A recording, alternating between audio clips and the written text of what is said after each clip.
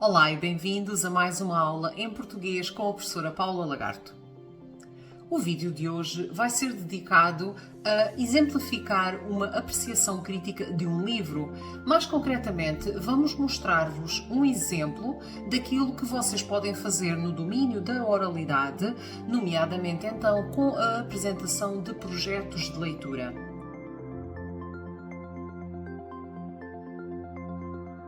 No ensino secundário, mas também no segundo e no terceiro ciclos, vocês têm muitas das vezes que apresentar livros à turma e aos vossos professores. É muito importante que vocês sigam as instruções que os vossos professores vos derem para realizarem então essa apresentação do domínio da oralidade relativamente a livros que possam então ler. Seja como for, vamos procurar com este vídeo dar-vos algumas indicações, alguns exemplos e muito em particular então um exemplo concreto da apresentação de um livro que vocês podem então usar para tirar algumas ideias ou esclarecer algumas dúvidas que possam ter sobre o que fazer na apresentação oral de um livro, do que fazer então na apresentação do projeto de leitura. Primeiro vamos começar então por vos mostrar o vídeo da apresentação em si e depois vamos explorar essa apresentação, chamando a atenção para alguns aspectos importantes que devem constar na apresentação de um livro. Olá a todos, o meu nome é Paula e hoje vou estar aqui a apresentar um livro. Este trabalho faz parte do meu projeto de leitura no domínio da oralidade na disciplina de português do ensino secundário. O livro que eu decidi apresentar é o livro As Grandes Cartas de Amor. Vou começar primeiro por vos indicar porque escolhi este livro. Este livro foi-me oferecido por uma colega de trabalho e imediatamente atraiu-me o título, a própria estética do livro, uma vez que é um livro com um ar algo vintage, digamos assim, faz-me lembrar realmente as cartas de amor de antigamente, os textos escritos à mão e logo por aí despertou-me algum interesse. Quando terminei a leitura do livro, fiquei agradavelmente surpreendida. Já estava a pensar que iria gostar, mas realmente houve uma série de aspectos que me chamaram a atenção e dos quais vou falar mais daqui a pouco. Primeiro, vou começar por apresentar alguns dos elementos paratextuais deste livro. O livro de que eu vou falar chama-se então As Grandes Cartas de Amor. Este livro faz parte da coleção Livros CM e foi compilado pela jornalista Elizabeth Agostinho. Esta jornalista é também tradutora e escritora. Ela nasceu em França, onde viveu até aos 18 anos e depois veio para Portugal e tirou o curso de jornalismo então em Coimbra. Apesar de ter estado também no estrangeiro, acabou por se radicar em Portugal e desenvolver o seu trabalho aqui. Ora, este livro tem uma particularidade porque não é um livro de ficção, é um livro constituído por diversas cartas que são de facto verdadeiras, portanto são textos escritos por pessoas históricas e mesmo por isso acaba por ter aqui uma organização um pouco diferente. O livro tem 192 páginas e lê-se de uma forma extremamente rápida. Foi publicado pela editora Guerra e Paz em 2022. Aqui podem observar a capa, a contracapa do livro e a sua lombada, então, onde podemos encontrar diversas informações. Nomeadamente, na contracapa, conseguimos ler o nome de algumas das pessoas que escreveram, então, algumas destas cartas de amor e isso também foi um motivo de interesse quando reparei em nomes como, por exemplo, Beethoven, Napoleão ou Virginia Woolf. Antes de passar à apreciação crítica do livro, vou falar-vos um pouco sobre o seu conteúdo e a sua organização. Como este livro acaba por ser uma espécie de coletânea, não é então, como eu dizia, uma história de ficção com princípio, meio e fim propriamente dita, não é um romance, e é um livro que se lê por isso mesmo de uma forma bastante rápida. O livro está organizado em 13 capítulos formais, mas depois vamos ter também uma espécie de primeiro e último capítulo, quase que funcionam como uma introdução e um epílogo do livro, dedicado a pessoas, então, de Portugal, que escreveram algumas cartas de amor também. Aqui podem então encontrar todos os remetentes e todos os destinatários das cartas que constam neste livro. E foi curioso para mim encontrar aqui cartas de pessoas que quase que nós colocamos num espectro de são figuras históricas quase irreais, quase que parece que estas pessoas não existiram verdadeiramente. E estou a falar de alguns reis, de algumas rainhas, até mesmo, por exemplo, Napoleão Bonaparte para a sua amada Josefina, a sua imperatriz, e outras figuras como Beethoven, como Mozart, como alguns escritores como Virginia Woolf, Balzac. Portanto, tem aqui uma série de figuras, o Saint-Exupéry também, Fernando Pessoa, Flor Bela Espanca. Portanto, ao ler esta lista de pessoas que escreveram cartas de amor, eu fiquei surpreendida com alguns dos nomes que aqui apareceram, até o próprio Mussolini também tem aqui uma carta para uma figura amada, e isso despertou-me o interesse. Portanto, vocês conseguem ver aqui toda esta lista de cartas e as cartas são de uma dimensão algo reduzida. A maioria das cartas tem uma página ou duas e antes de cada carta nós vamos encontrar uma pequena descrição do contexto da carta, ou seja, quem foram aquelas pessoas, quer o remetente, quer o destinatário e como terminou aquele amor. O que também achei bastante curioso porque em alguns casos eu desconhecia completamente a história aqui mencionada. Passando agora à apreciação crítica do livro propriamente dita, há 3 aspectos que eu gostava de destacar para basear a minha apreciação deste livro. Eu gostei imenso deste livro e o que me leva a dizer isso são 3 aspectos diferentes. Por um lado, a sua organização. De facto, como eu acabei de dizer, como o livro está organizado em capítulos algo pequenos e como as cartas também elas são de dimensão algo reduzida, isso foi um fator que acabou por me levar a gostar mais do livro, porque facilitou imenso a leitura. Eu li o livro de uma forma extremamente rápida, 3, 4 horas eu tinha o livro lido, porque eu conseguia parar, não perder o fio à meada, como se costuma dizer, e depois então seguir em frente e para uma nova carta e apreciar a carta propriamente dita, porque os textos eram pequenos. O segundo aspecto que me leva a ter gostado imenso deste livro tem a ver com a emoção que perpassa naquelas páginas. Eu fiquei surpreendida porque algumas das palavras que conseguimos aqui encontrar são palavras que revelam um carinho, um amor, uma saudade, um sofrimento, todos eles relacionados com o sentimento maior do amor, porque de facto são todas cartas de amor, sejam de despedida, de saudade, de promessas, de primeira carta ou não, mas de pessoas a quem eu não associaria esta veia romântica. E isso para mim foi, de facto, um dos fatores essenciais que me levaram a gostar imenso do livro.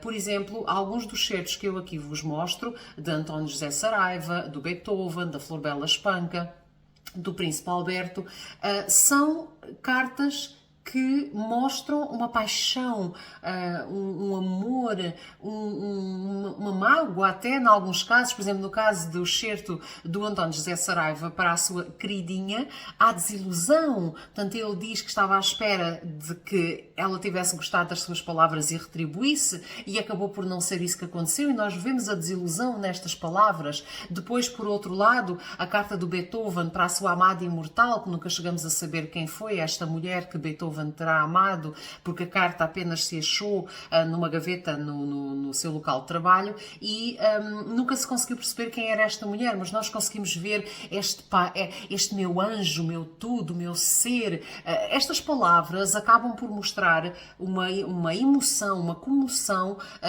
que sinceramente foi um fator de atração do livro.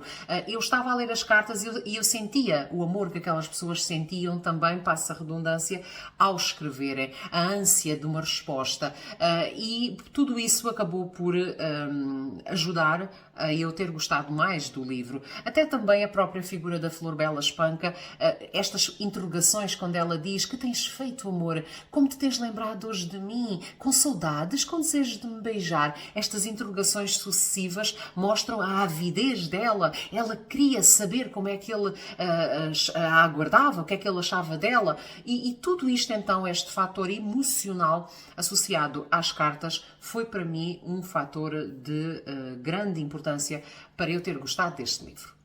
Depois, temos este fator revelação.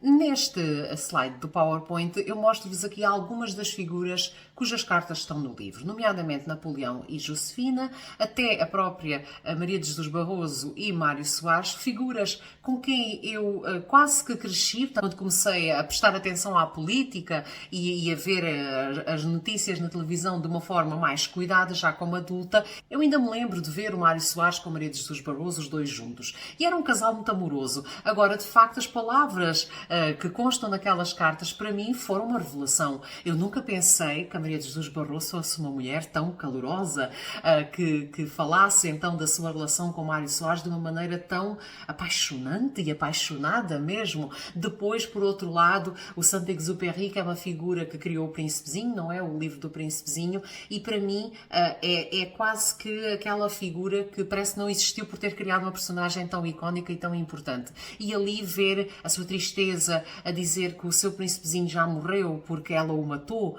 porque ela não corresponde ao seu amor, e tudo isto foi surpreendente para mim. Da mesma forma que as cartas do Napoleão para a Josefina e depois também de Josefina para o Napoleão, porque realmente no livro há algumas cartas que temos as duas vertentes, portanto quem envia e depois quem recebe e depois também retribui, mas não acontece com todas as cartas. E no caso do Napoleão e da Josefina realmente temos cartas de ambos, tal como no caso do Honoré de Balzac e a Madame Hanska, que é uma história que também me despertou muita atenção porque quase que parece de um filme.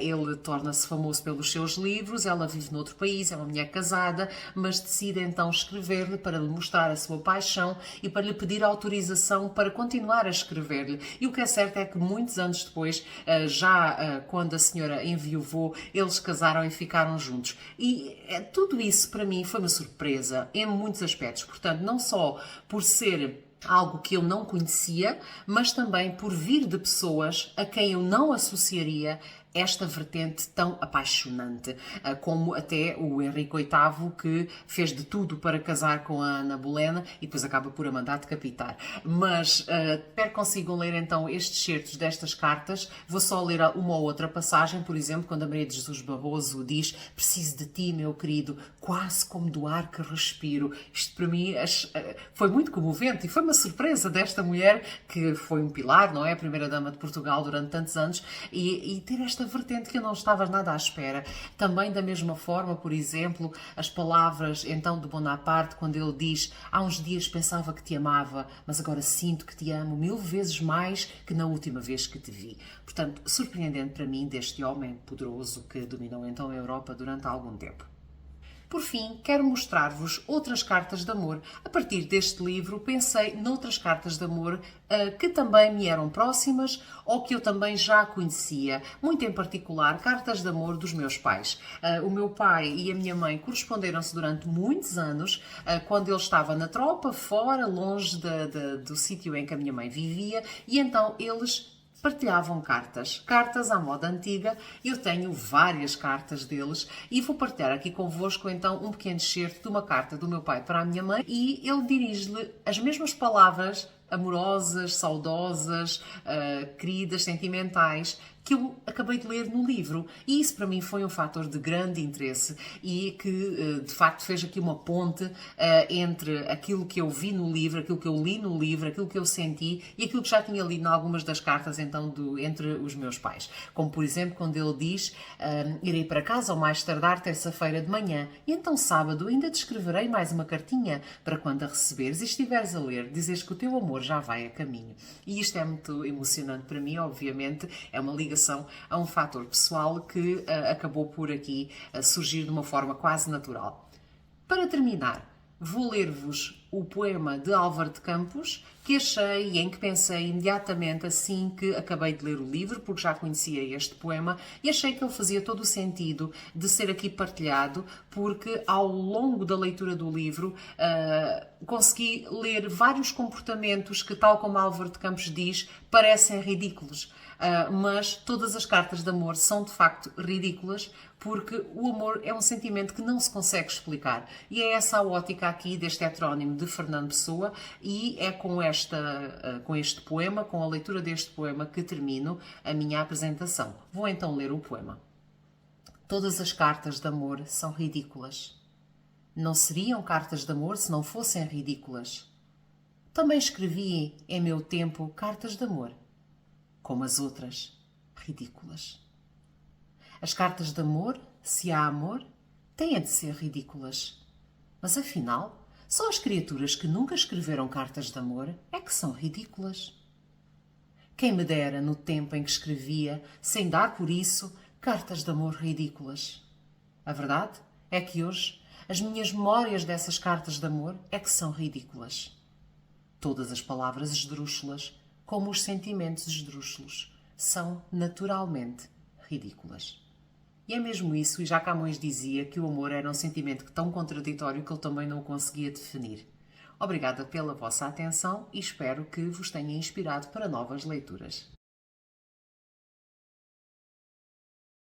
Depois de verem o vídeo, então, da apresentação do livro propriamente dita, quero chamar-vos a atenção para algumas questões, nomeadamente a organização da apresentação.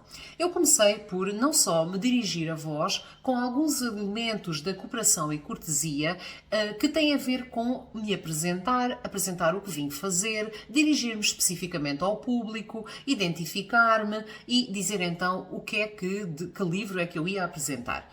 Portanto, essa primeira parte introdutória, que deve ser feita seguindo então os princípios da cooperação e cortesia, que tem a ver com vocês terem presente que vão apresentar um livro num contexto para os vossos colegas, para os vossos professores, e por isso mesmo não podem chegar lá só o livro é este. Não podem fazer isso. Portanto, há que preparar a apresentação de uma forma que respeite essa cordialidade, essa gentileza, essa especificidade do contexto em que vocês vão fazer a vossa apresentação.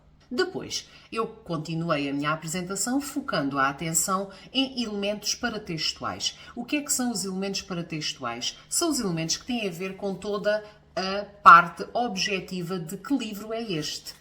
A sua capa, a sua contracapa, lombadas interiores, podíamos falar nisso também, se integra numa coleção, como era o caso, se não se integra, não mencionam, quantas páginas tem, qual é a editora e, obviamente, o foco no autor. Como a Elizabeth Agostinho é apenas então quem organiza o livro, não foi quem o escreveu, eu não perdi aqui agora muito tempo a falar nela, mas imaginem que vocês estão de facto a fazer a vossa apresentação do projeto de leitura de um clássico da literatura, de um livro mesmo, então de um romance, de um livro de um escritor, feito, ficção, tudo como vocês podem então encontrar nos projetos de leitura também do ensino secundário e dos outros anos. Mas aí vocês tinham que abordar essa parte do autor de uma forma um pouco mais complexa. Não só dar informações à mesma, claro, sobre quem é a pessoa, o que é que ela faz, qual era a sua profissão, mas devem expandir um pouco mais também se houver prémios a mencionar de destaque, outras obras, podem mostrar as capas dos livros do que o autor tenha também escrito e outros elementos que podem desenvolver um pouco mais essa vertente dedicada ao autor. Seja como for, introduzam sempre tudo de uma forma super natural. Reparem que eu não li elementos paratextuais. E lá vai disto. Eu comecei a dizer, apresentei essa nova parte da minha apresentação, mencionando então o quê? Agora vou apresentar alguns elementos paratextuais do meu livro e falei então especificamente de que elementos queria falar. E vocês aí fariam o mesmo, tanto. De seguida vou falar um pouco sobre o autor do livro e apresentam, não vão despejar a informação, salvo seja lendo os títulos e avançando. Portanto, apresentem os slides de uma forma, se fizerem slides, obviamente podem fazer tudo sem suporte digital, mas seja como for, estruturem a apresentação para falarem de uma forma fluida e natural, que não pareça forçada. Ainda antes de passar para a apreciação crítica do livro, eu acabei por também focar a sua organização. Imaginem que vocês estão a apresentar um livro que é um livro de contos ou um livro de poesia, portanto, coletâneas. Se for um livro com uma organização um pouco diferente, que não seja só um livro de ficção com uma série de capítulos, então vocês aí podem dedicar alguma parte da vossa apresentação a precisamente falarem da organização do livro, se fizer sentido. Aqui, como era realmente também uma coletânea, eu achei que fazia sentido incluir isso na apresentação propriamente dita. Não será de todo obrigatório e pensem também, mais uma vez, naquilo que eu dizia. Aquilo que os vossos professores vos indicarem é que será sempre a prioridade, porque são eles que vos estão a avaliar. Portanto, perguntem, sugiram, vejam se dá para fazer isso ou não dá. Mostrem as apresentações aos professores antes, que certamente eles acabarão por vos dar mais indicações específicas daquilo que eles próprios vão querer. Passando à parte da apreciação crítica propriamente dita, que deve ser a parte mais importante da vossa apresentação, na nossa perspectiva, vai ter a ver então com o quê? Reparem como no vídeo da apreciação crítica que já vos mostramos, nós mencionamos como vocês devem olhar para os cartoons, por exemplo, e selecionar, descreverem o cartoon e depois selecionarem então 3 aspectos para fundamentar a vossa apreciação.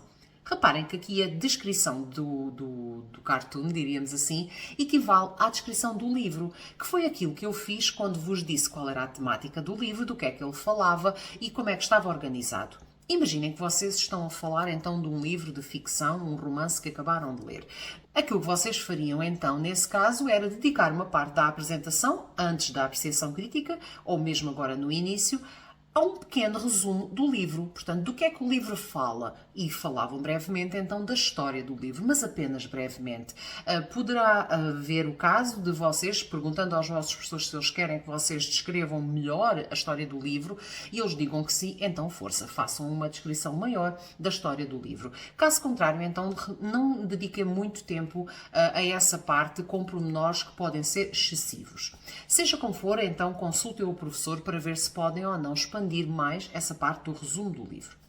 Depois, focando a vossa atenção no livro propriamente dito e acabando de ler o livro e pensando: porquê é que eu gostei deste livro então? Foi por causa disto, daquilo e daquele outro. Foi por causa daquela personagem, foi por causa do final, foi por causa das descrições, foi por causa do capítulo X. Hão de haver explicações, razões, motivos pelos quais vocês gostaram ou não gostaram do livro. E serão então esses os tópicos que vocês deverão desenvolver na apreciação crítica. No meu caso em particular, eu dediquei a atenção a estes 3 tópicos. Quando eu falei em organização, emoção e revelação, eu depois expliquei cada um deles. E vejam como eu expliquei. Portanto, eu começo por dizer o motivo pelo qual me agradou o livro, e que foram aqueles 3 motivos. Mas depois eu não me limito a explicar por palavras minhas apenas porque é que foi emocionante, porque é que foi revelador. Eu vou ao livro, eu dou exemplos do livro e apesar de eu não ter lido todos os certos que coloquei na apresentação, eu deveria dar tempo ao meu público para ler todos os certos e podia até ter dividido ainda mais os slides para poder aumentar a letra mesmo e toda a gente poder ler de uma forma ainda mais eficaz aquilo que estava projetado. Portanto, tenham também sempre isso presente. Da mesma forma, eu não precisava de ter escrito tudo. Eu podia apenas ter posto frases, palavras-chave, ou então lido eu a partir do próprio livro, assinalava a página e depois abria o livro e lia no próprio dia. Portanto, vocês têm diferentes formas de mostrar a vossa opinião, mas sempre fazendo a ponte com o livro. Portanto, nunca esqueçam que vocês não podem só dizer: agradou-me bastante a personagem principal do livro, ele era determinado, ele era corajoso, ele tomou decisões drásticas. Mas porquê? Vão ao livro exemplificar porque é que vocês fazem essas afirmações. Portanto, aqui os meus 3 elementos foram estes. Eu fiz a ponte, expliquei por palavras minhas, relacionei sempre com o livro e depois a parte final da apresentação foi um cunho mais pessoal. A partir do livro, eu fui para outras ligações. Liguei com uma experiência pessoal, que era então o caso das cartas de amor dos meus pais, e liguei também a outra experiência, que tem a ver com a experiência profissional de eu conhecer a poética de Fernando Pessoa e conhecer aquele poema do Álvaro de Campos. Ou seja, vocês podem perfeitamente introduzir na vossa apresentação oral algo diferente, algo que pode ter a ver com a vossa experiência de leitura ou algo em que vocês pensaram ao ler. Portanto, aquela dita, imaginem que o livro fala então de diferentes lugares e vocês mostram, apresentam um desses lugares à turma em específico. Ou imaginem que vocês estiveram num desses lugares. Imaginem também que o fim não vos agradou. Então vamos reescrever o fim e eu mostro um fim escrito por mim e aquele que me agradaria. Imaginem que a história é uma história de suspense, que tem um mistério, que tem um crime que tem que ser resolvido e vocês fazem um esquema como se fossem detetives à procura para apresentar à turma as pistas que o livro vai mostrando. Portanto, pensem, podem pensar, não é obrigatório e mais uma vez dependerá daquilo que os vossos professores vos indicarem que querem ver, mas pensem que podem introduzir na vossa apresentação, em que momento, até podem começar por aí, mas eu penso que faz mais sentido de fazer isso no fim. Algo novo, algo criativo, algo original e que mostrará aos vossos professores e aos vossos colegas que vocês de facto fizeram ali uma ligação com aquele filme que me fez lembrar o livro, com outro livro que eu li, com uma música que parece que está ali a contar a história do livro ou outros aspectos. Imaginem que vocês têm um jeito para desenho, representam uma cena qualquer, um sketch, fazem como se fosse um storyboard que vão preparar. Ou então, porque não fazem um trailer do livro para mostrar também, um pequeno teaser. têm imensas opções que vocês podem, em que vocês podem pensar para dar aquele cunho mais original e criativo, se, é claro, tiverem tempo para isso e também se os vossos professores forem abertos a esse tipo de apresentação. Mais uma vez, perguntem sempre muito bem aos vossos professores o que é que eles querem. Se eles vos derem indicações específicas, obviamente sigam-nas, porque são eles quem vos está a avaliar. Se tiverem mais abertura ou o professor seja mais vago nas indicações e que vos diga apenas façam X tempo, mas de resto façam aquilo que quiserem, então ficam aqui algumas dicas que vos podem ser úteis para brilharem nos vossos projetos de leitura no domínio da oralidade. Obrigada pela atenção e até uma próxima aula em português com a professora Paula Lagarto.